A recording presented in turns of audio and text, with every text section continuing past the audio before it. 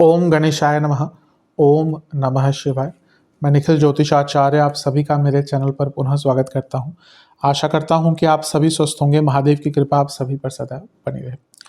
ये video mean यानी कि पाइसेस के लिए अत्यंत विशेष है, क्योंकि वीडियो है आने वाले सप्ताह यानी कि 24 फरवरी से 2 मार्च 2025 के साप्ताहिक राशिफल के बारे में। कैसा रहेगा आने वाला सप्ताह मीन के लिए। जो मेरा साप्ताहिक राशिफल होता है वो प्रमुखतः चंद्रमा और उनकी गति पर आधारित होता है। चंद्रमा एक ऐसे विशेष ग्रह हैं जो बहुत तेज गति से भागते हैं और करीबन 2.25 से 2.5 दिन में अपनी राशि बदल लेते हैं। तो स्वाभाविक है कि पूरा हफ्ता जो कि 7 दिन का होता है, कई बार उनका राशि परिवर्तन होगा।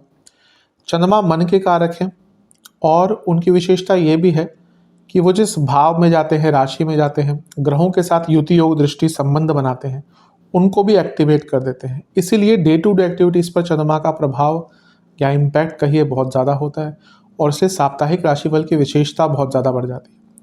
क्या प्रभाव रहेगा आने वाले सप्ताह में ग्रहों का आपके ऊपर, किस और जीवन लेकर जाएगा आपको, किस प्रकार से ज्योतिष के माध्यम से थोड़ी गाइडेंस प्राप्त कर सकते हैं, इन सभी चीज़ों को समझने के लिए साप्ताहिक राशिफल अति विशेष होता है।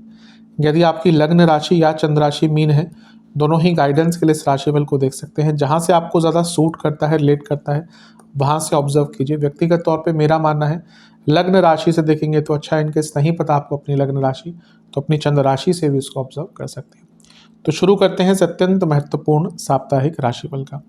चंद्रमा आपके लाभ स्थान में रहेंगे यानी कि मकर में, और ये होगा 24 तारीख की रात के करीबन 11-12 बजे के आसपास, और 27 तारीख सुबह के 5 तक यहीं पे प्रवास करेंगे। चंद्रमा का 11वें घर में आना एक प्रकार से अच्छा ही माना जाता है। पंचमेश हैं, लक्ष्मी स्थान के स्वामी, लाभ स्थान में। ये पैसे आने का भी योग होता है और पैसे कमाने के नए आइडियाज़ का भी योग होता है, यानी कि नए रास्ते, नए आइडियाज़ खुलते हैं। अच्छा है। मंगल की दृष्टि है, जो मैं हमेशा कहता हूँ मीन के लिए एक प्रकार के योग कारक ग्रह ही हैं। भाग्येश हैं तो भाग्य का साथ मिलेगा, धनेश है तो धन आएगा। चौथे घर में बैठे हैं, प्रॉपर्टी संबंधित कार्य, और चौथे से अष्टम को देख रहे हैं, प्रॉपर्टी बेचने के लिए भी अच्छा समय है। तो ये एक अच्छा है। गुरु की दृष्टि है। अच्छा, मंगल भी अब मार्गी हो चुके हैं, ये भी बहुत शुभता भरी एक न्यूज़ है आपके लिए। और गुरु का प्रभाव भी है, लग्नेश हैं और कर्मेश हैं। तो हफ्ते का शुरुआती भाग ही बहुत एक्टिव रहेगा। हफ्ते का शुरुआती भाग ही कहीं ना कहीं आपके लिए बहुत प्रोडक्टिव भी रहेगा। बस क्या ध्यान देना है कि केतु की दृष्टि है और मकर राशि में है। कभी कभी व्यक्ति को ना उदासीन कर देता है विदाउट एनी रीज़न, और एक हॉलोनेस यानी कि एक खालीपन उसको दे देता है।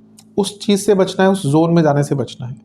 नवांश कुंडली बता रही है शांत रहिएगा, कहीं ना कहीं कम बोलने से ही शांति बनी रहेगी। दशांश कुंडली कार्य क्षेत्र में अगर कुछ बदलाव करने हैं तो उसका सही समय है, उसकी शुरुआत करने के लिए। बिजनेस में बहुत अच्छा है। बस मैं ये कहूँगा कि थोड़ा सा मॉरली करेक्ट भी हो जाइए, और जो बदलाव लाने हैं बिजनेस में उनको डिले मत कीजिए। लव लाइफ बहुत ज़्यादा कंट्रोल मत कीजिए। कभी कभी एक पार्टनर बहुत कंट्रोलिंग हो जाता है, वैसा अभी आप ही दिख रहे हैं। थोड़ा सा कंट्रोल कम कीजिए। वैवाहिक जीवन ठीक है, लेकिन वास्तविकता के पास रहिए। आजकल अधिकतम प्रॉब्लम्स इसलिए होती है क्योंकि लोग बहुत एक्सपेक्ट करते हैं। वास्तविकता के पास रहेंगे ना जितना, कि हाँ भैया कुछ भी परफेक्ट नहीं होता, कोई व्यक्ति परफेक्ट नहीं हो सकता, कोई रिलेशनशिप परफेक्ट नहीं हो सकता, उतना ही चीज़ें ठीक रहेंगी। एक्सेप्टेंस बहुत इंपॉर्टेंट होता है।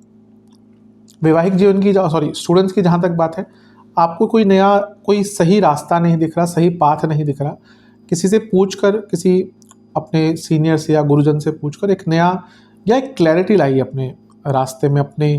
किस प्रकार से आपको अपने जीवन को आगे बढ़ाना है, उसमें क्लैरिटी लाने के लिए किसी बड़े जन से बात करनी ही पड़ेगी। सेहत की जहाँ तक बात है, कफ रोग, पेट के रोग, एंग्जाइटी।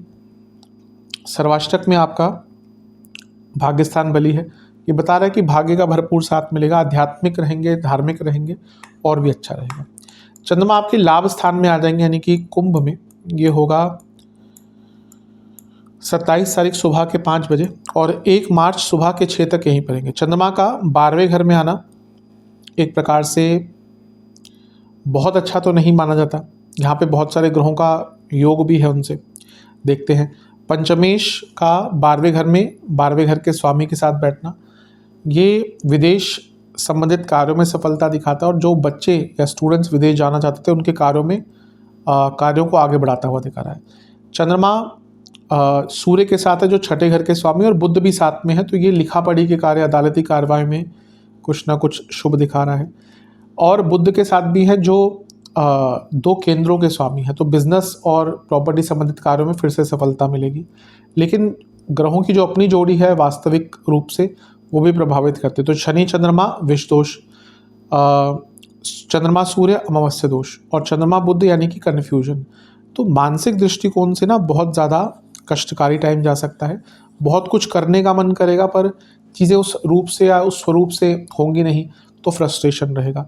हफ्ते का मध्य भाग बहुत फ्रस्ट्रेटेड या फ्रस्ट्रेशन वाला दिख रहा है, इसलिए शांत रहिएगा, मेडिटेशन कीजिएगा, पूजा पाठ कीजिएगा, अदरवाइज दिक्कतें बढ़ सकती हैं। नवांश कुंडली बता रही है कि हर जगह एक सकारात्मकता कर रखने की कोशिश करेंगे तो बहुत अच्छा रहेगा। दशांश कुंडली कार्य क्षेत्र में बहुत अच्छा टाइम है। जो लोग कहीं ना कहीं जॉब चेंज करना चाहते हैं उनके लिए हफ्ते का मध्य भाग बहुत अच्छा है। बिजनेस में एक्सपेंशन का टाइम है, लेकिन उसके साथ ही ना ग्राउंडेड भी रहिएगा। कभी कभी हम जब एक्सपेंड या जब हमारे साथ अच्छा हो रहा तभी हम एक्सपेंड करने की कोशिश करते हैं, तो उसमें कभी कभी हम ये भूल जाते हैं कि हम कहाँ से आए थे, थोड़ा सा ओवर कॉन्फिडेंस भी आता है, तो उस पर ध्यान दीजिएगा। लव लाइफ, एक दूसरे को समझने का प्रयास करना पड़ेगा। जो एक रिलेशनशिप के रूट्स होते हैं, प्यार, मोहब्बत, रोमांस, ट्रस्ट, कंफर्ट जोन, उसको ढूंढिए। कहीं ना कहीं ये चीज़ें भूल चुके हैं। वैवाहिक जीवन ऊपर से सब कुछ ठीक दिख रहा है, लेकिन दिख रहा है कि अंदर बहुत कुछ खराब है। तो जो चीज़ें हैं ना जिस पे पर्दा डाला जा रहा है, उन टॉपिक्स को डिस्कस करना पड़ेगा। स्टूडेंट्स, कभी कभी एक नई स्टार्ट करनी पड़ती है, और हफ्ते का मध्य भाग अगर प्रॉब्लम्स चल रही थी कि नहीं नए रास्ते मिल रहे थे, तो एक नई स्टार्ट करने का, कभी कभी सब कुछ भूल कर एक नई शुरुआत करना बहुत अच्छा रहता है। सेहत के दृष्टिकोण से पेट खराब रहेगा, बहुत ज़्यादा ध्यान दीजिएगा सेहत का। मानसिक शारीरिक दोनों ही चीज़ें खराब दिख रही हैं। स्लीप डिसऑर्डर, कफ रोग और एंग्जाइटी हफ्ते के शुरुआत में जो थी उससे कई ज़्यादा हो सकती है। सर्वाष्टक में आपका 10वां घर बली है। एक्टिव रहिए, लेकिन मेंटली एग्जॉस्टिव मत रहिएगा, इस चीज़ पर ध्यान दीजिएगा। चंद्रमा लग्न भाव में आ जाएंगे 1 तारीख को सुबह 6 बजे, और इससे एक दिन पहले बुध का गोचर भी हो चुका होगा और वो भी आपके लग्न भाव में आ जाएंगे। चंद्रमा का लग्न में आना अच्छा ही होता है। आपके पंचमेश हैं तो उनका लग्न में आना ही राजयोग बनता है, केंद्र त्रिकोण राजयोग। शुक्र के साथ युति है, शुक्र चंद्र युति बहुत धनकारक होती है। शुक्र अष्टमेश है तो तेज गति से धन। बुध के साथ है जो आपके चतुर्थेश और सप्तमेश है। बिजनेस में क्योंकि नीच के हैं तो बिजनेस में एक नया पड़ाव आता है, बदलाव करने का मौका मिलता है। चंद्र राहु साथ में है, क्रिएटिविटी, लेकिन चंद्र राहु साथ में तो ओवर थिंकिंग बहुत होती है। और बुध नीच के हैं, तो जब नीच के बुध होते हैं और चंद्रमा साथ में होते हैं, एक तो बुध चंद्रमा कन्फ्यूजन, और नीच के बुध यानी कि ना आप अपनी प्रकृति के विरुद्ध रिएक्ट करेंगे, प्रकृति के विरुद्ध चीज़ें करेंगे। उन चीज़ों से बचिएगा। जो आप नॉर्मली करते हैं वैसे ही रहेंगे तो समय ठीक रहेगा।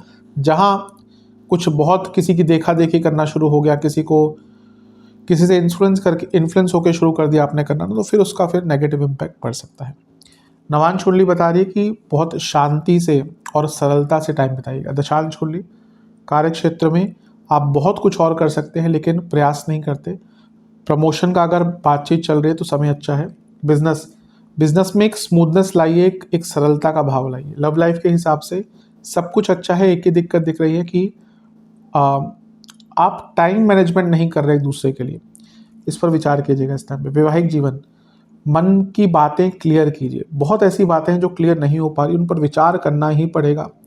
स्टूडेंट्स की जहाँ तक बात है, एक ही प्रॉब्लम है कि आप अपने आप को बहुत सीमित कर लिया है मानसिक रूप से, इस पर विचार कीजिए। सेहत के हिसाब से नसों के रोग, ENT की प्रॉब्लम, साइनस आदि की प्रॉब्लम। सर्वाष्टक में आपका 11वां घर बली है। हफ्ते के अंतिम भाग पे बहुत बड़ा धन की प्राप्ति हो सकती है। उपाय के स्वरूप में आपको शिव चालीसा का एक बार पाठ करना है और बृहस्पति चालीसा का एक बार पाठ करना है। आशा करता हूँ कि वीडियो काम आएगी। चैनल पर नए हैं सब्सक्राइब कीजिए, वीडियो को लाइक कीजिए। मिलता हूँ आप सभी से अगले वीडियो में, तब तक के लिए ओम नमः शिवाय।